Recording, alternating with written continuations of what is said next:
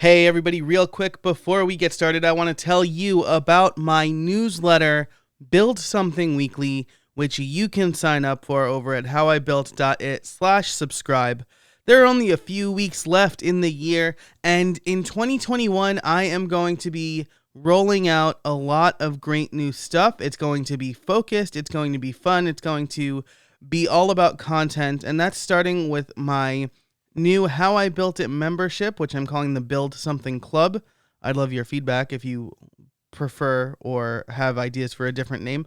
But the newsletter is going to be the first people to know about that. And on top of that, every week I send a newsletter that has a story, all the content I wrote, the top takeaways from this very podcast, tool recommendations, and a lot more. It's one of my favorite things to work on each week, and it's very well received. So if you want a very free, very weekly newsletter, you can sign up over at howibuilt.it/subscribe. Now let's bring in the music.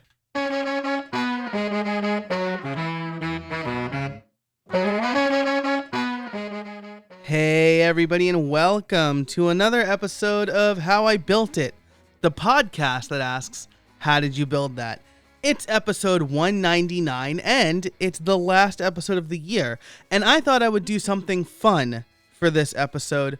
Every year, over on my blog at casabona.org, I round up my favorites of the year, but I've never done that in podcast form. And while the next episode I had slated for rounding out 2020 was my 2021 yearly theme, I generally don't like to make that public until I've really thought about it, and the blog posts have always started on January 2nd of that year, so I want to keep up that tradition, and I thought that this would be a little fun way to round out the year. If you're listening to this before Christmas, maybe it gives you some ideas for a Christmas gift, but in any event, I want to tell you all about my favorite things from 2020. And if you've never read the blog posts, that's usually a book, a TV show, music, gear, software, just stuff that I discovered or used even more or consumed in some way in the year. So let's get into that. I do want to thank our sponsors for this episode. They are Convertkit and Hostinger. You'll hear all about them later in the show. But first, let's get into my favorites of the year. I usually break this down into two kind of sections, and the first is media. So first of all, I will link to previous posts for this sort of thing, the previous posts for my favorites in the show notes, which you can find over at howibuilt.it/199. And again, I break this down into media favorites and tech favorites. So just to give you, again, I don't know why I'm overcomplicating this. Favorites of the year is a pretty self-explanatory one, but last year, my favorite gadget was the Switch Pod, and my favorite app was GoodNotes, which is super interesting because I don't really use GoodNotes that much this year, and things like that. So anyway, let's jump into it. First, let's talk about the tech favorites, because that's what I always start with. So my favorite gadget of the year is the Stream Deck by Elgato. I got this when I started doing more live streams. I heard a lot of people talking about it, from my friends Chris Lemma and Sean Hesketh to David Sparks over at Max Sparky and the Automators podcast and a bunch of other things. And I thought, hey, this could be a pretty fun device. And so I got the 15 button. I got the 15 button Elgato Stream Deck. And several months later, I have already realized that I should have gotten the bigger one. So probably around the end of the year, I will be getting the Stream Deck XL, which is, I think, 32 buttons, because I love it. I use it so much. I do have a full blog post where I break down each screen of my Stream Deck, but The first screen is generally used for controlling my environment. So I have a lot of ways to control my office lights. I have ways to control Zoom. I have a few buttons that will even open and rearrange windows thanks to its great integration with Keyboard Maestro. So, for example, when I'm ready to podcast, I press the podcast button on my Stream Deck, and GarageBand comes up, and Evernote, which is where I take my show notes, comes up, and Zoom comes up, and those windows are arranged in such a way that works best for me. So I absolutely love that. The second profile, so you can create these button profiles. One is the default, which I just explained. The other is the Ecamm Live profile, and that is all of the stuff that I use during a live stream. So I can switch between different screens. I can bring my camera in and out. I can bring in guests and things like that. So I'm a big fan of it. However, I end up switching between profiles and folders more than I'd like. So with the Stream Deck XL, I can kind of create sections of the Stream Deck that I can use for the various profiles, and it just gives me more options to seamlessly do things. So the Elgato Stream Deck, big thumbs up for me. I'm going to definitely explore it more often or more regularly and see what more I can do with it in 2021. But absolutely a big fan of the Elgato Stream Deck. Now, there are a couple of honorable mentions, usually that I like to mention for each section. For gadget, the iPad Magic Keyboard ranks up there because it is expensive, but it is perfectly made for the iPad.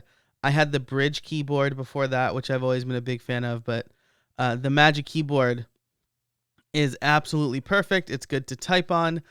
It floats the iPad, which is pretty neat, and it's very easy to unmount the iPad from the keyboard. So I find myself using my iPad in multiple modes more often. So that is one of the honorable mentions. The other, and I don't know if I could really say that this is an honorable mention because I just got it as I record this, but the Kindle Oasis, I kind of impulse bought it a few days ago as of recording this, but I already find myself using it more than I would like my iPad or something like that. I got it because it's small, it's light. I have like too many things that I need to carry with me already when I travel. So if I'm like at the end of one book and ready to start another, I don't want to have to carry two books with me. It's nice to have all of the books in my library with me on this device. It's super light and it's distraction free, which is another thing, right? Because I was reading using the Kindle app on my iPad, but if I got, and yeah, there's like do not disturb or whatever, but that doesn't always work when the screen is on, frustratingly. And, you know, the distractions are still there. If I leave my phone and my iPad in one room and I keep my Kindle in the other, then there's less likely a distraction. So Kindle Oasis, it might be too early to say it's an honorable mention for my favorites, but the first few days have been really good. And finally, I got an electric drum set this year. I've been itching to play the drums a lot, so I figured what perfect time to get a drum set than right before my son was born. But it's been working out great. I've been closing my exercise rings more because of it, and it's a fun way to kind of blow off steam and continue playing the drums, which is something I've done since high school. So another fun gadget that I picked up this year. Okay, the next category is app. My app of the year is Millinote.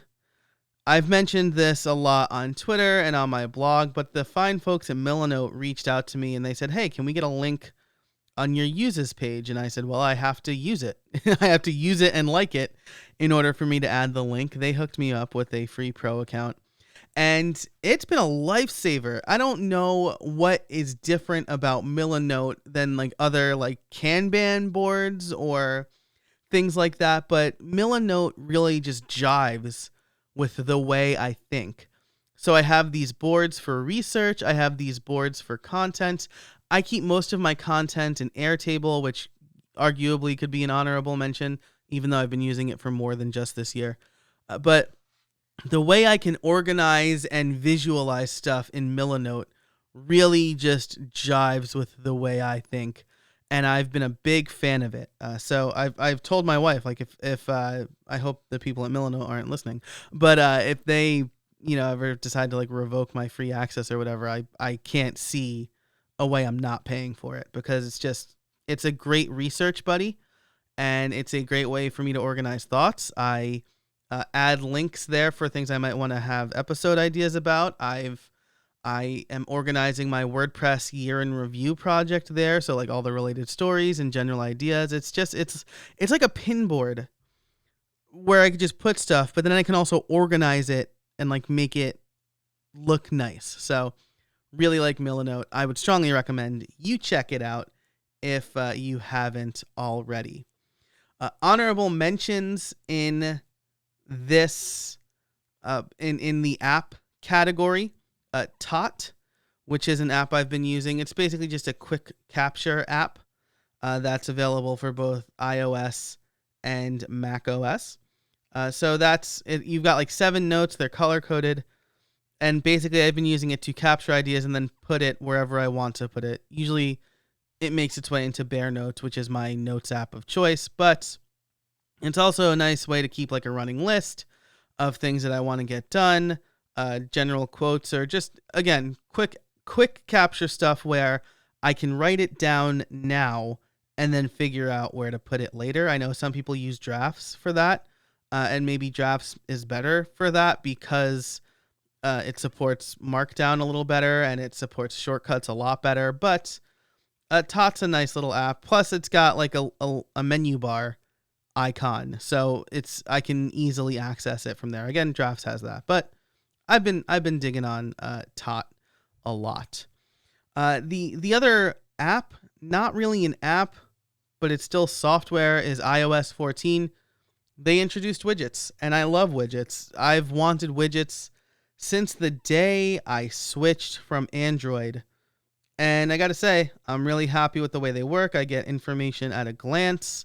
I've been checking out more of my photos because I use the photo widget, and they do a good job of nicely surfacing photos you haven't looked at in a while or photos from a specific day. So it's been great. I really like the widgets in iOS 14.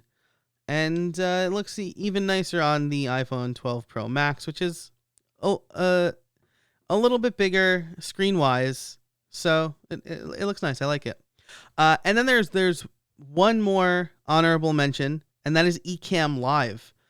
Ecamm Live is streaming software that I decided to pay for, I think in October, because I want to do more live streams. I've been doing more live streams and webinars and things like that. And I was using OBS, and I felt like I was fighting OBS a lot. And so I finally bit the bullet and did a trial of Ecamm Live. And you know what? It's great. I can easily connect my iOS devices and share the screen there. It easily integrates with things like Twitch and YouTube and anything that supports the streaming protocol. And then you can just do regular recordings. I've been recording my courses through Ecamm Live and then sending the files to my editor for him to edit. And again, I've been a big fan of it. The ability to seamlessly switch between scenes, bring my face in and out, means that there's less editing time for my videos. And it makes my live streams a little bit more dynamic. So I'm a big fan of Ecamm Live as well. But Millinote probably just beats out Ecamm Live, and it's because I use Millinote every single day. Whereas Ecamm Live, I use it a few times a week when I need to stream. But so that is my apps stuff. Millinote gets app of the year, or my favorite app of the year, I should say. I'm not giving out awards. But Tot, iOS 14, and Ecamm Live were really good. Really good.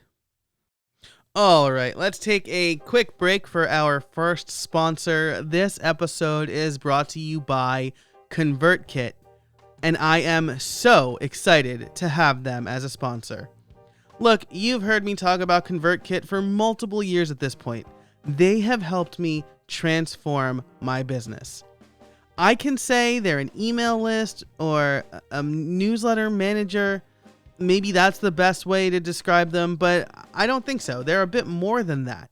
Convertkit gives you everything you need to build and communicate with your audience. ConvertKit's free plan helps entrepreneurs like you and like me turn our side hustles into a full-time career by growing our audience, promoting our businesses, and building a meaningful relationship with our audience in a fraction of the time it used to take. And I can absolutely vouch for this. ConvertKit has helped me understand my audience much better than any tool I've ever used. You can showcase your products and upcoming projects by building custom landing pages in minutes, saving time to help you focus on taking your business to the next level. You can even point a custom domain to that landing page. That way you have a website that will build your audience in no time at all. You don't have to worry about buying hosting or installing a CMS. You build a page, you point the domain, ConvertKit takes care of it. ConvertKit's email designer helps you create beautiful, simple emails that help build your brainchild into a brand. Plus, they give you the ability to create different audiences, which means that you can personalize email. Deliver just what your audience needs. I've been using ConvertKit for years and I know my audience better thanks to them. I make money thanks to them. And I save money thanks to them because their full feature set means that there are tools I don't need to pay for that I would otherwise need to pay for. ConvertKit helps entrepreneurs earn a living by evolving their side hustle with tools to help sell products and grow their business. You can sign up for a free account today by going to convertkit.com/built. That's convertkit.com/built, BUILT. Grow your audience and grow your business. Thanks to ConvertKit for supporting this show. Okay, so up next on this tour of my favorites of 2020 is Thing I Learned. This is pretty nebulous, right? Because this could be like, did I take an online course that I really loved? Or did I learn some sort of new skill that helps me do my job better? And this year I picked, again, the nebulous. I learned how to hire more. So I think something that a lot of small business owners like me and likely like you struggle with is, where do we spend our money to save us time? I know that parting with money can be very hard, especially in a year where there's some economic uncertainty. But I made the decision to hire more people to do things that I don't necessarily need to do. So I've already been paying a editor to edit these episodes, at least the ones where it's not just me talking. I have hired a transcriber to transcribe my episodes. Hi, Evelyn. But I was still doing too much. I think one perfect example of this is hiring a video editor. Now, I am fully capable of editing videos. I actually do it professionally. I worked with my friends Sean and Brian last year at 101 Videos, where we recorded and edited videos. I still edit my own YouTube videos, and people hire me to create instructional videos for them. But when I looked at how long or where I was spending my time in my own courses, I would outline the course, I would learn or tighten up some of the things I was doing to make sure I was communicating them properly. I would script large parts of the course. Anything that wasn't a screencast got scripted, and anything that was a screencast, I basically rehearsed. And then I recorded. And then the video editing process took probably 30 to 40% of the project's overall time. Because even though I edit a lot of videos, I'm not particularly good at them. I'm not great. There are some things I do to improve my process, and the screencast thing is a little bit easier for me. But like talking head videos, I want to make sure I'm cutting it the right way. I want to make sure the audio sounds good and the color correction is done. Anyway, so I finally decided to hire a video editor this year. And you know what? He does what I would do in a fraction of the time for a fraction of the course. So then, or a fraction of the price rather. So then I could use that time to promote my course or create more content or a bevy of other things that help me move towards selling more courses. So I think that was something important I finally realized this year as I was losing work days, right? I know a lot of people in the pandemic said they had a lot more time on their hands. I didn't, because we kept, my daughter's daycare closed and we've kept her home since. And on the days my wife goes to work, I'm dad. I'm not working those days. So I lost work days.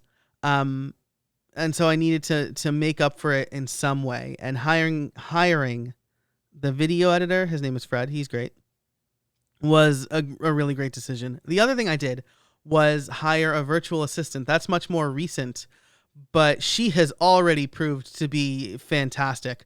I was basically sitting at my dining room table on a Saturday morning, trying to get something done while I achieved I think the best thing a parent of 2 kids can achieve, which is simultaneous nap time.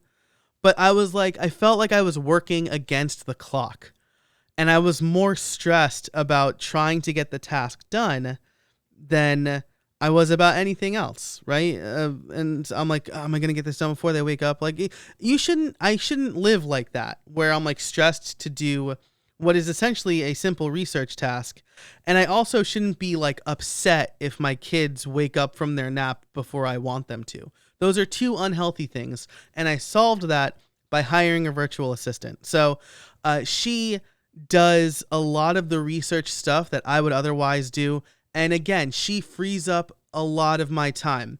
I am wading my way into the waters of virtual assistants.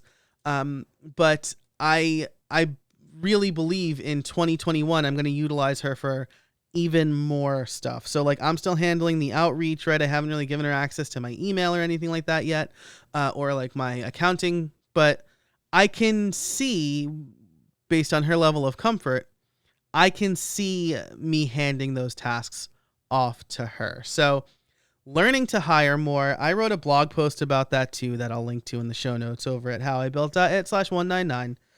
But I think that I'm getting over that mental hurdle frees me up for a lot of important things that I can do in my business, even with less time. Because to be honest, as we go into 2021, my wife's a healthcare worker, so she'll get the vaccine sooner than most maybe, but I'm not going to. My kids aren't going to. And I'm just not comfortable sending my kids to daycare yet. And my daughter's going to be in actual school come next September. So I'll probably be working reduced hours, for the foreseeable future. But with a good team in place, I don't feel like my business is suffering because of it. So that's the thing that I learned. A couple of honorable mentions is a book I read called Marketing Made Simple helped me. I guess this will get mentioned twice because it'll get mentioned in the book section too, but it helped me clarify my message a little bit more. I'm still trying to do this the right way, where I'm not just saying like, hey, this is really good. If you need it, you should have it. And shifting my messaging to, hey, I know your problem. And I have the solution for it. So Marketing Made Simple helped me with that. And then just PR outreach in general. Speaking of hiring, I hired a PR consultant. Her name is Brittany Lynn, and she's like an absolute delight. I'll link to her in the show notes as well. And I hired her for a couple of hours to help me figure out who I should be talking to and where to find those people. And let me tell you, it was money well spent, because I feel energized about the new niche that I'm working towards. I'm reaching out to a lot more people to try to get my messaging in front of different audiences, people who are maybe more likely to hire me for the services that I'm selling, more people who are likely to buy the courses I'm selling. So that was great. I learned a lot hiring Brittany, and I'd be remiss if I didn't mention that. So there you go. Thing I learned, how to hire more, and then the honorable mentions, honing my messaging a little bit, and PR outreach. So those are all of my tech favorites, though I guess thing I learned isn't really a tech favorite. That's more like a business favorite. But that traditionally it's always been a tech favorite because it's like some language I learned or some technical aspect of podcasting, and I didn't do a lot of that this year. I not that I coded less. I definitely did code less, but I've focused a lot more on the business this year. Like I am in the fourth year. Like I hit 3 years of self-employment in June, so I'm in the fourth year, and I really want to make this work appropriately. We have 2 kids now, so I want to make sure I'm running the business as well as possible. So, moving into media favorites. There are a couple of categories for media favorites: book, TV show, music, and movie, and podcast. So those are the 5 categories. I'll also talk about some related things that I'm excited about going into 2021. So that's the media section that we'll get into. But before we do that, I do want to tell you about our second sponsor for this episode, and that's Hostinger. This episode is brought to you by Hostinger. Hosting is a dime a dozen these days, with lots of places claiming to be optimized for platforms like WordPress while also being affordable. But you know what? They don't deliver. A real-time follow-up here is one of my hosting companies, one of my shared hosting companies that claim to offer affordable hosting, really biffed one of my staging sites recently. And I'm a little annoyed about it. And so I'm happy to have other options I can use, like Hostinger, because Hostinger does deliver on that promise. I recently started using them for a personal project, and I was blown away by how easy the setup process was and how affordable their packages are. In some cases, just a few dollars a month. They offer the best price to quality ratio I've seen in this field, in this kind of vertical. And I've used a ton of hosting companies. Their dashboard is well designed and easy to use. They offer a free domain and SSL certification, and they're optimized for WordPress. That's music to my ears. When I set up my site, I was happy to see that they put some real thought into the WordPress setup process. Buying a domain was easy. Then you pick a template, and they set up the site for you in mere minutes. Plus, they use Astra for all of their site templates with an assist from Elementor. So they use Astra for their site templates, using Elementor as well. So I know the site's going to be fast and performant. Plus they have caching, and you can very affordably add on Cloudflare for a CDN. Between that, daily backups, and being able to manage WordPress plugins without having to log into the WordPress dashboard, I'm sold. If you're looking for affordable hosting for that side project that you're working on, or for your main business, that is fast, secure, and optimized for WordPress, Hostinger is it. Head over to hostinger.com/Joe Casabona to see what plans they offer. I recommend either the business shared plan or the managed WordPress business plan, and use the code Joe Casabona, all one word, at checkout for an additional discount. That's hostinger.com/Joe Casabona and the code Joe Casabona at checkout. Thanks so much to Hostinger for supporting this show. Okay, so let's talk about my media favorites, starting with book. Last year's book was an easy one. It was Educated by Tara Westover. I read like 27 books last year, so I thought the competition would be stiff, but Educated was too good.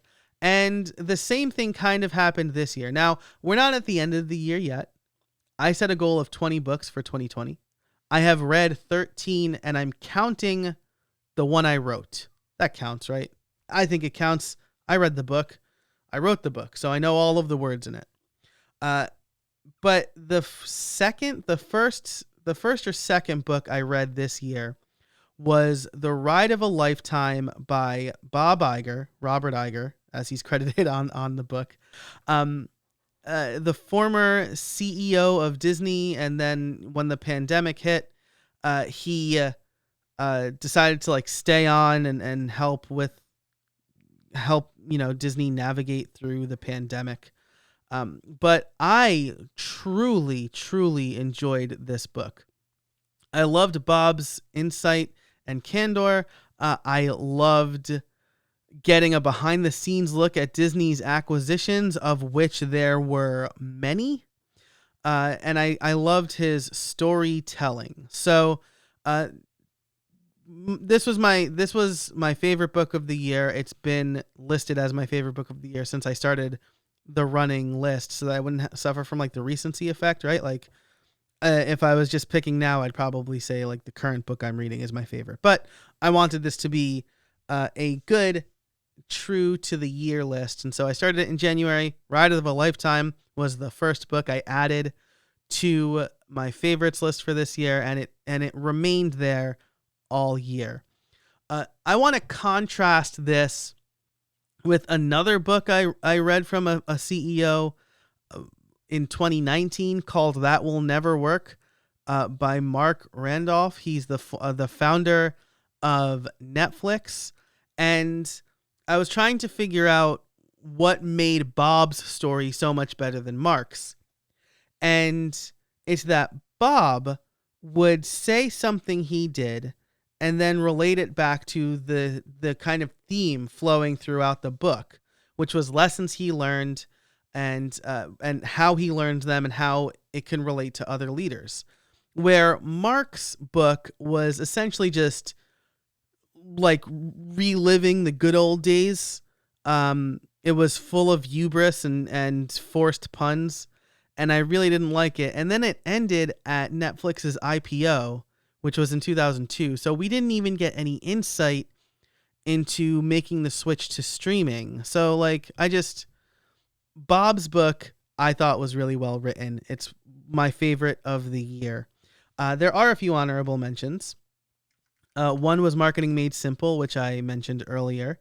The other that I had written down was Dooku Jedi Lost. I just love Star Wars and the expanded universe, and I thought this was an audiobook. I also counted audiobooks in my list, like that counts, right? But this was an audiobook. I thought it was really well done. I loved getting a backstory on Count Dooku and how talented he was, and how what Yoda was like as a Jedi, a master to a Padawan. We got insight into Qui-Gon being a Padawan, and just a lot of really great backstory stuff. So big fan of that. I enjoyed that book. If you like Star Wars, I suspect you will too. That was the honorable mention for my favorite of 2020. Okay, so TV show time. TV show time. Let me tell you, usually TV shows and me are we're a bad fit. I always end up watching the same TV shows, and they are Friends, Scrubs, Parks and Rec, 30 Rock, and How I Met Your Mother. And I usually just watch them over and over again. But we are in a golden era, a golden age of television. And this year, there was a lot of good television, despite the pandemic kind of putting a pause on a lot of things. You might think I'm going to pick The Mandalorian, but it's going to get honorable mention again. Uh, because last year it got honorable mention as well. The Mandalorian was something that I thought for sure was going to get picked because I also this year watched Clone Wars and Rebels because I knew that there would be more tie-ins to The Mandalorian.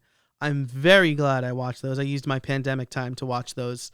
And I watched them with my daughter, so that was like a fun bonding experience for us. She, of course, loves Ahsoka because who doesn't?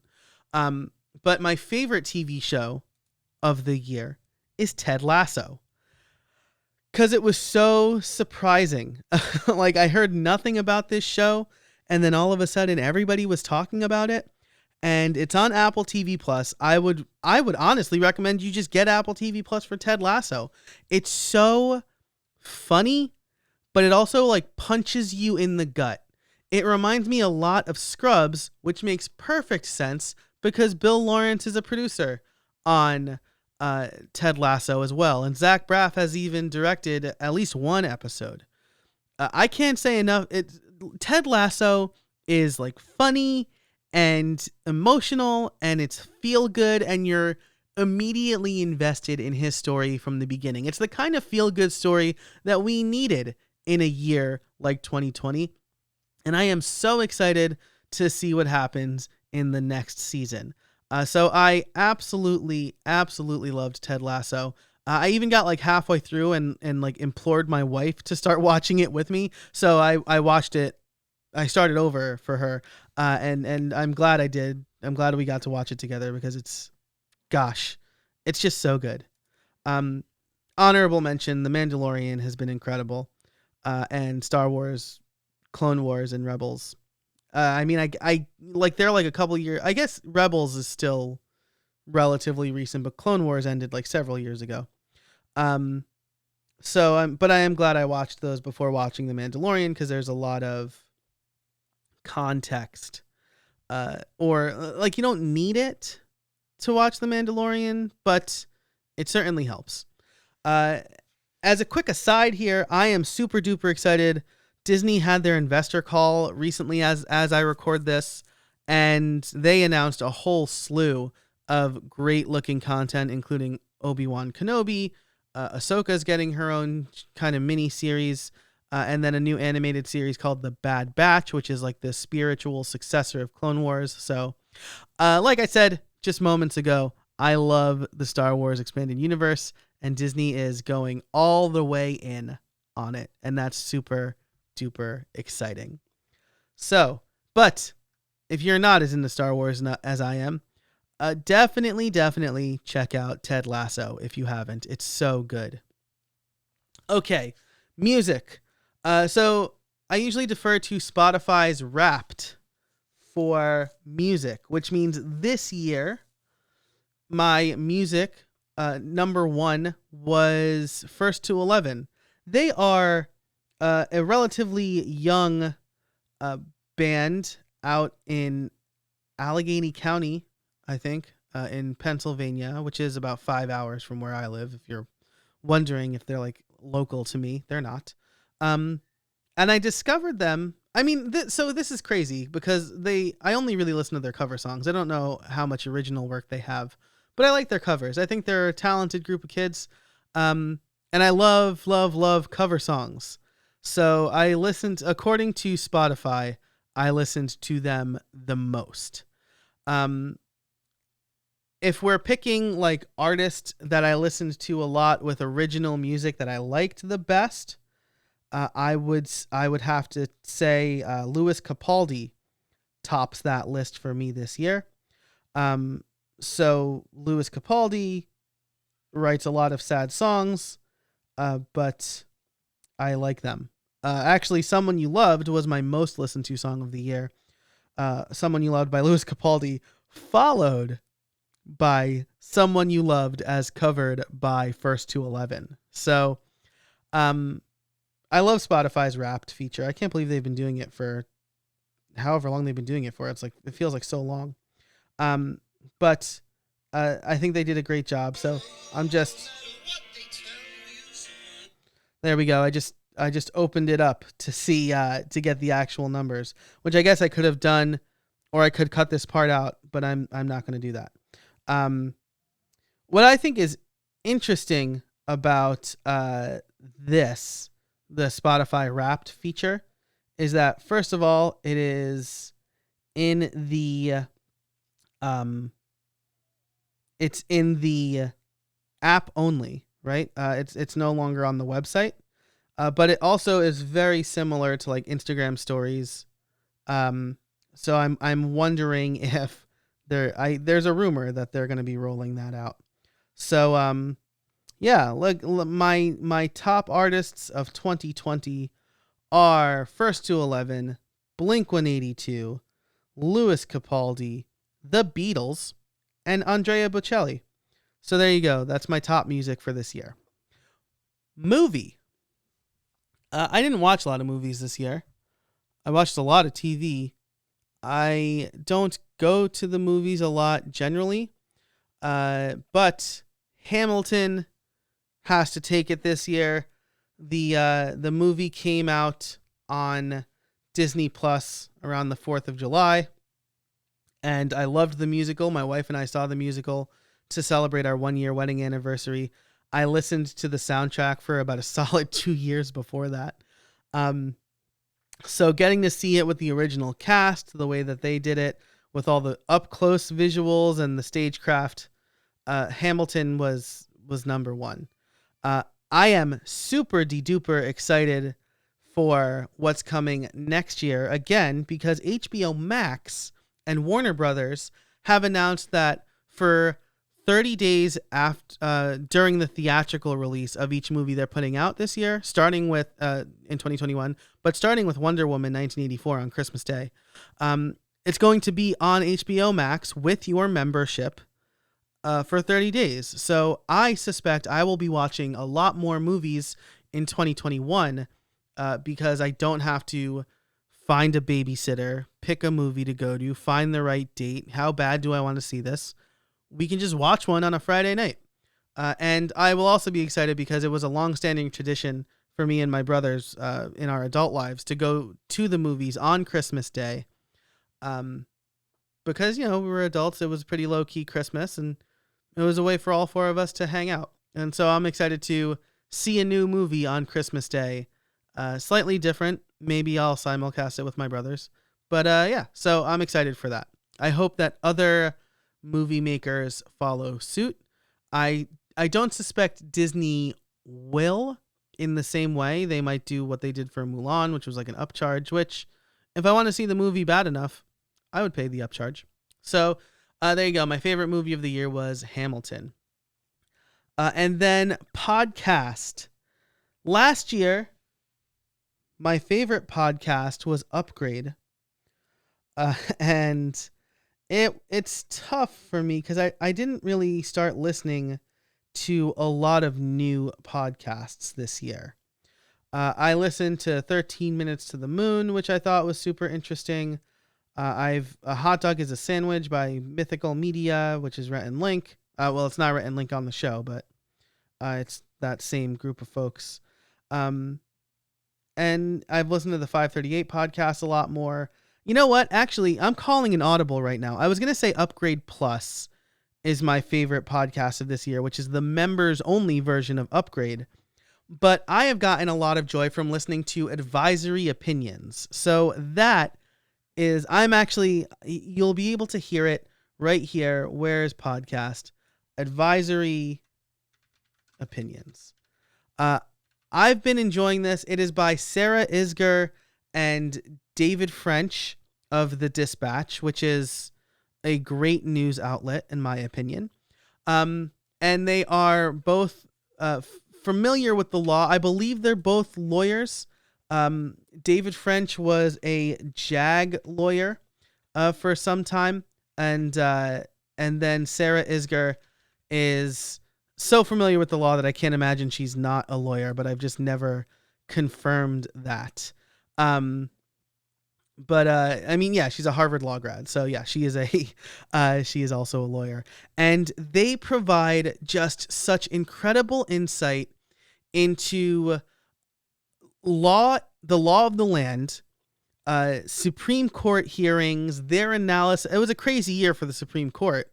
And their analysis and their look, I think, is very, very objective. And they make it very clear when it's not objective. But I have learned a ton from them this year. And so if you are interested in all the legal goings-ons here in America, I think that Advisory Opinions by Sarah Iger, with host Sarah Iger and David French, is just fantastic. I think they are honest. They understand the law really well. They're like nerds about the Supreme Court, and hearing their passion come through on the show doesn't make it like a dry look at the law. So I'm calling an audible here. Honorable mention to Upgrade Plus and Connected Pro, because I think that their members only sections are really great. But Advisory Opinions is my favorite podcast of 2020. So with that, that's everything. Quick rundown, I guess, if I can remember everything now, is my favorite gadget is the Elgato Stream Deck. My favorite app is Millinote. Thing I learned is hiring more. Book was The Ride of a Lifetime by Bob Iger. TV show is Ted Lasso. Movie is Hamilton. Music was a toss-up between First to 11 and Louis Capaldi. And podcast was Advisory Opinions. What were your favorites of 2020? Let me know by tweeting at me at jcasabona. There will be links to all of the show notes over at howibuilt.it/199. I hope you enjoyed this episode. I wanted something fun and lighthearted to end the year with. Thanks so much to our sponsors, Convertkit and Hostinger. To learn more about them and to sign up for that fantastic newsletter I mentioned at the top of the show, you can head over to howibuilt.it/199. Thanks so much for listening, and until next year, get out there and build something.